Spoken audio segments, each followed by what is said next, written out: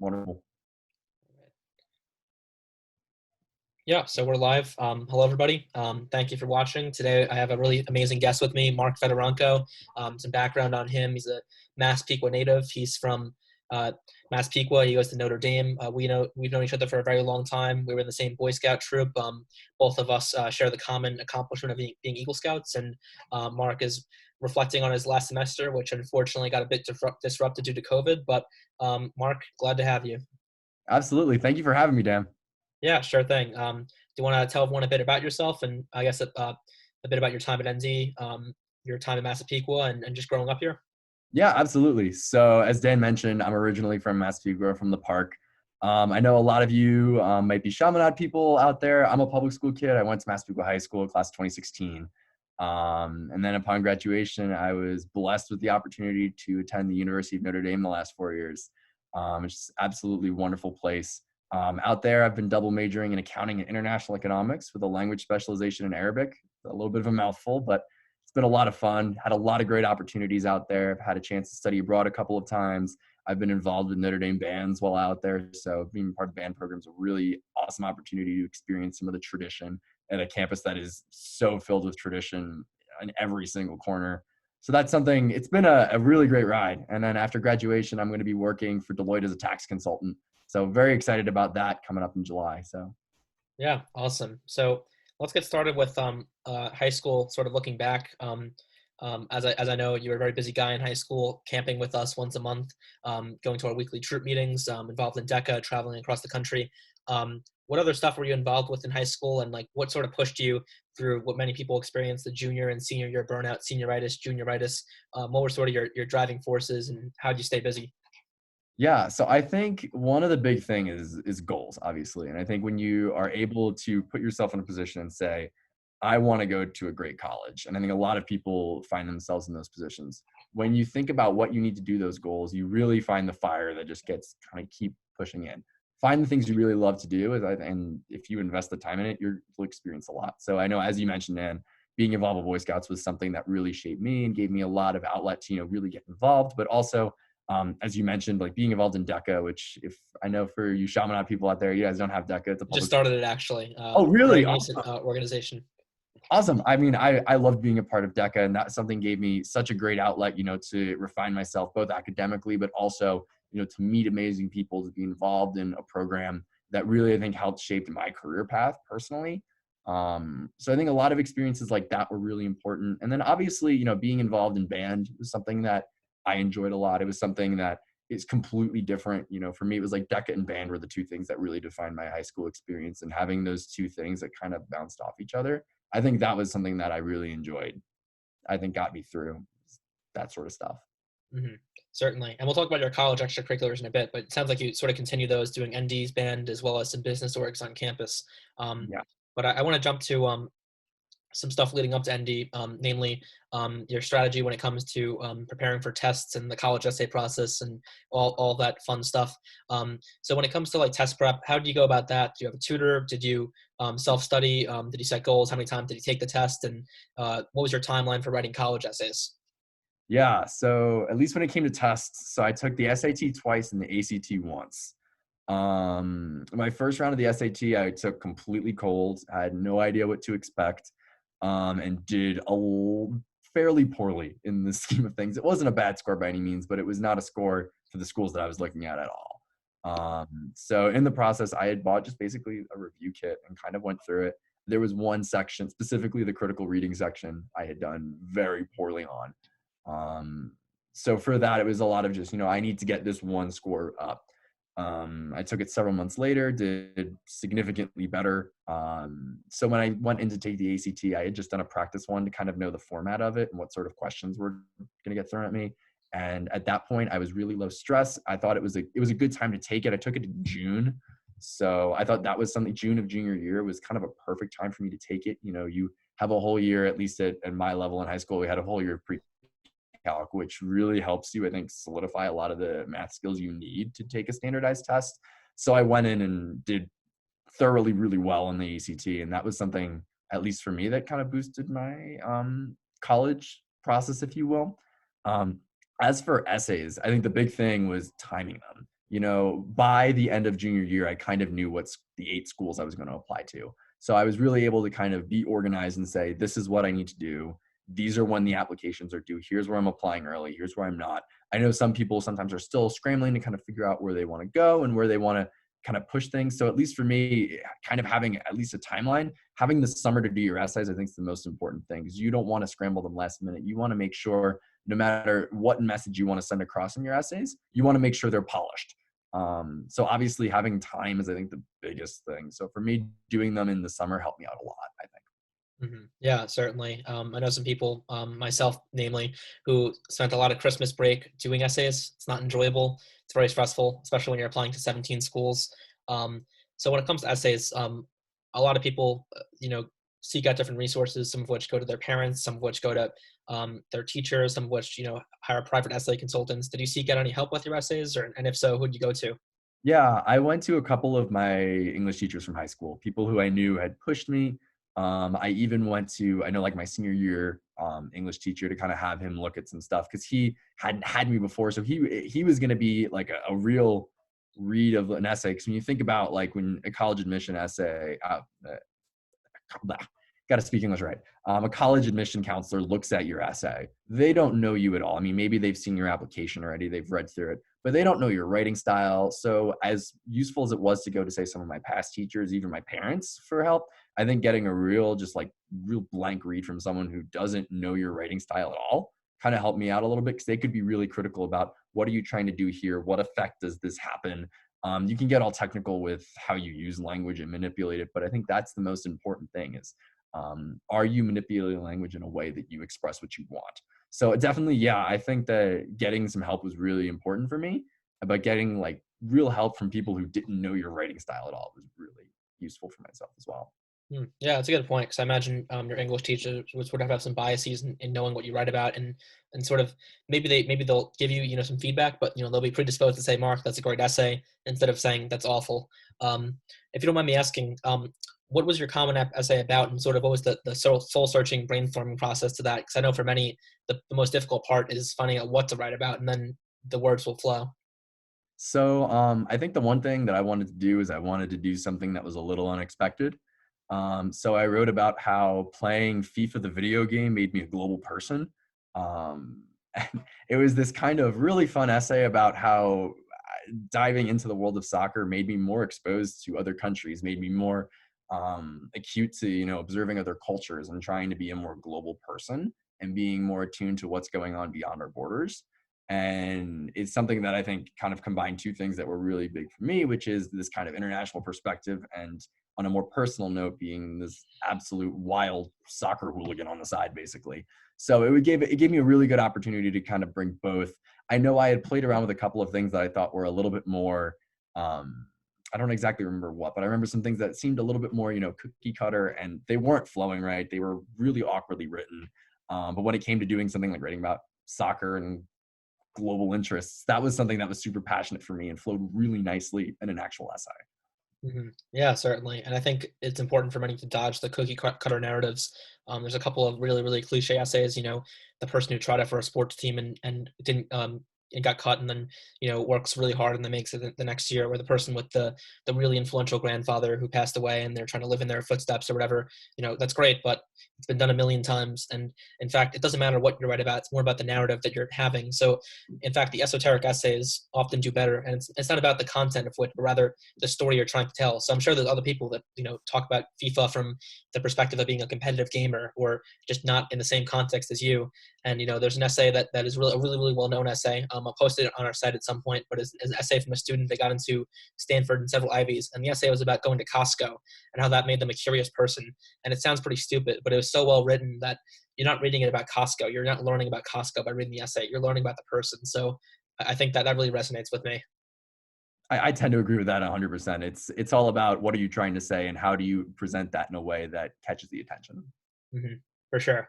So let's jump to college choices. So, big question. Sure, you've been asked many times by family and friends. Why ND, and what other options were you thinking about? And what, as maybe if you want to tell me all 8 of those schools, or what were the biggest options you were thinking between? How'd that Yeah. go?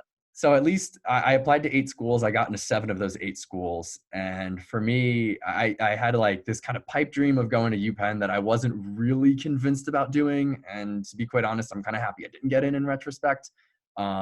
Realistically, for me, what I thought was going to be, a realistic reach, something I was going to have to work a little bit hard to get into, and a place that I thought that I would have been really happy at was the University of North Carolina at Chapel Hill. Uh, Gross. and yeah, I'm sorry. UNC was like the big goal for me. It was like, I really want to get into UNC. I mean, No, I it's a love great school. Yeah, I mean, I love the South, as I didn't mention, but I'm going to be working in Atlanta. So I'm moving down South after graduation. I really thought UNC was going to be kind of that perfect fit for me. So I worked really hard with this focus of what do I need to do? I felt like I was kind of in that, they talk about that middle 15% of applications or so where the essays really matter, where you're right on the edge of getting in. That's where I felt with UNC. So it was a big kind of push, like, what do I need to get over the hump to get into UNC? I ended up getting into UNC, but in the process, I had thrown an application to Notre Dame just on a whim. There's one of these like, it's a good school. I like the Midwest. Let me throw a school in the Midwest to kind of, differentiate my options a little bit. And to my surprise, I had done enough to get into Notre Dame as well. And that, I think, was one of these moments where I had to kind of sit back and say, well, now I have to take it seriously. I mean, it's Notre Dame. You can't just, you don't just throw an application to Notre Dame, get accepted, and throw it out the window. Mhm. And as I really, I think, started diving in, one of the things that I've seen about Notre Dame, and something that I would take away from my time, is the ability to focus on growth, and the way that everything you do on campus is focused on making you, bringing you through the process of becoming an adult, if you will. That's something that I think is so unique that very few schools do anywhere. And it's something that I think pays kind of to the Notre Dame Catholic character, even if you're not religious. That's really where it comes out, is that it's all about growth and nurturing. And that's, I think, an environment that's so conducive to learning, and something that very few schools outside of Notre Dame have to offer. So I think that's what sold me on it. It's one of those. And once you see the Golden Dome and the Grotto and stuff like that, some of the sites on campus, it's hard not to fall in love with Notre Dame. So, and that's how I ended up there. So, Yeah, and I can attest. I went a couple weeks ago. Beautiful place. I saw the dome in person. Went inside the building. Obviously, didn't go up the steps. I heard that's a curse. You don't graduate yeah. or something. Yeah. Um, If you Made go sure up the not to steps fall before into you that hole. graduate, then you won't graduate in 4 years. So You could that's, graduate, just 5 or 6, not desirable. yeah. Well, the Unless you're an joke, architecture major. yeah. So as an accounting major, so I'm in Mendoza College of Business. I'm also international econ, in terms of major. So that's through their arts and letters college. It's kind of a built-in program between a language and economics. So for me, my language is Arabic. Hmm. Nice. What made you choose that major? So in terms of, I knew that I had wanted to do something business related when I was applying in college. So in terms of Notre Dame's application, what they make you do is, if you put down a business major, what happens is that you get kind of put into this pool to get pre-approved to join the college. They've changed things a little bit now. Now I think you can actually get straight in, but it used to be that you don't actually choose a college till your sophomore year. So at the time, you had to just kind of put a business major, and they'd say you're pre-approved and you automatically will get a major in Mendoza as long as you maintain your GPA and things like that. So I had applied, I think it was like a management major, like something I wasn't really sure, just something kind of to fill in the blank, if you will. And then kind of as I got closer into university, I realized that I was really interested in economics as well. I mean, I've always loved learning languages. I speak a couple myself. So I found this international econ kind of thing I originally found it as, it was literally like, you didn't get into Mendoza, so now what? And they kind of offered this as an option. I realized that sounds really cool. So I ended up kind of diving into that. And as I started getting my feet wet in economics, into some of like the more upper level courses, early on, I kind of found out, believe it or not, that accounting was more than just people auditing things. It's really kind of the way, resources flow through an organization. And that's something that I think is super useful in understanding, if you want to do anything in business, knowing accounting is a real key to that. And for me, I've really started enjoying my accounting courses as I started getting into them. And that's what led me to kind of go into accounting, at least on that end. Yeah, that makes sense. And what other what are you involved with on campus? Yeah, so it's very interesting. So when I got into college, I got involved with a certain slate. And then since then, I've kind of moved into a different slate of activities. So my first 2 years on campus, as I've mentioned, I was in band all 4 years. Big part of what I've done is a lot of things in the band program. I was also involved a little bit. If you know anything about Notre Dame, we don't have frats and sororities. We just have these single-sex dorms that replace frats and sororities. So I was very involved with my dorm, especially through like sophomore and junior year. Um, Additionally, I was involved with a group called Student International Business Council. It's our largest organization on campus. We basically do these kind of case competitions, if you will, for different companies. And then if you get selected to travel, you get to go into their office in either Chicago or New York or wherever and present a presentation that you've done, a deliverable. So those were some things I was involved in through much of my time in college. Senior year, I kind of got involved with some other things. I got involved with a group on campus called Money Think, and we basically go into South Bend high schools and talk about financial literacy. So it was a really cool opportunity to mentor there.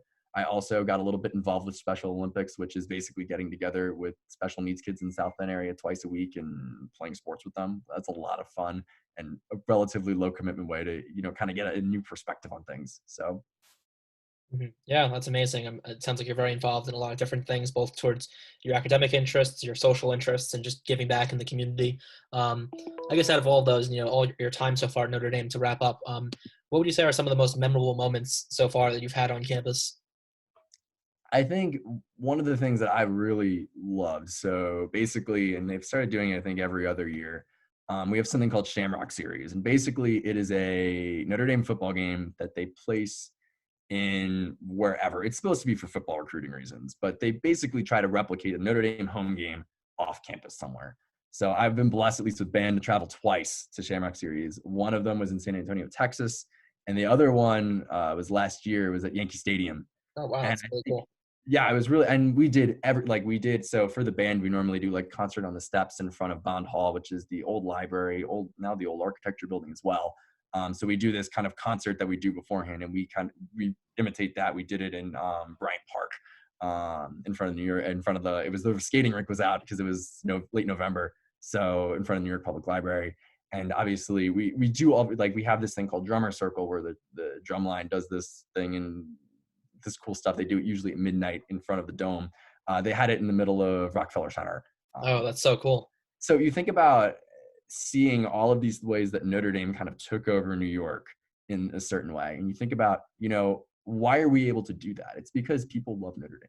It's because the alumni base loves Notre Dame. It's because people outside of Notre Dame love Notre Dame. There is this just huge passion for Notre Dame no matter where you go. If people know Notre Dame, they might not like the football team, but there's this amazing just admiration for what we do as a university. That's, I think, something that really kind of implanted for me. And, getting to see how Notre Dame translates itself outside of Notre Dame is even more impressive than even what you see on campus. Because as great as on campus is, it's that community that spreads nationwide, worldwide. That's, I think, the greatest part about Notre Dame. Certainly, and I can tell you from my experience, when Notre Dame came to Duke for the November football game, which we got atrociously destroyed in, um, uh, you should have seen the number of Notre Dame people. In fact, it probably even outnumbered the number of Duke people. We're not a football school, but there were still crowds and crowds of those Notre Dame colors across campus. People of all ages, little kids, old men. It's crazy to see, people who are that loyal to their team and their school. So I guess one last question to wrap up today.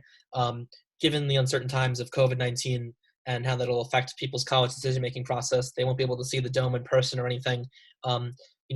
What advice would you have for people, trying to learn more or seek out, and figure out their decisions, because there are people that are deciding on schools right now, as well as juniors who are figuring out where they want to apply. If this was you right now, what would you do in those steps in these times? Well, and I think it's great, Dan. You have a great, list of resources and know a lot of people that you can connect with for talking with people on campus. Because I think the biggest thing to consider, and obviously, as much as I love Notre Dame and will always advocate, it's not for everyone. There's a culture fit to Notre Dame, of course. And I think the most important way to kind of figure out that culture is to just talk to as many students as you can. Reach out, give them a call. Obviously, I know you have my information through Massapequa Tutor and such, and I know you have a plethora of other people, whether that be Duke, or I'm sure there's a lot of other great schools that you have resources to. The biggest thing is just keep talking and get the right people you need to talk to. If you are I don't know, if you're looking to do engineering, go talk to someone who's an engineer at the school and really figure out, what is it like to be a student there? Is this who I am? Is this what I want? I think sometimes we often get, bogged down at, oh, what's the best school I can get into? What's the prettiest campus? What's got the best social life? When it's all said and done, every school has their ups and downs. And the only way to figure out whether you belong there is to interact with the student body. So if you can't go to campus and do that, the best thing to do is reach out, between Zoom and phone calls and FaceTime. We have so many different methods to do that. So I think really reach out to student bodies wherever you are looking at college. I think that's the best thing you can do. Yeah, certainly. You summed it up well. So if you want to speak to Mark, he's available to speak for mentor chats, which are entirely free to you as a high school junior or senior to take advantage of during these times. And aside from that, thank you again, Mark, for your time. Yeah, thank you, Dan, for having me on. For sure.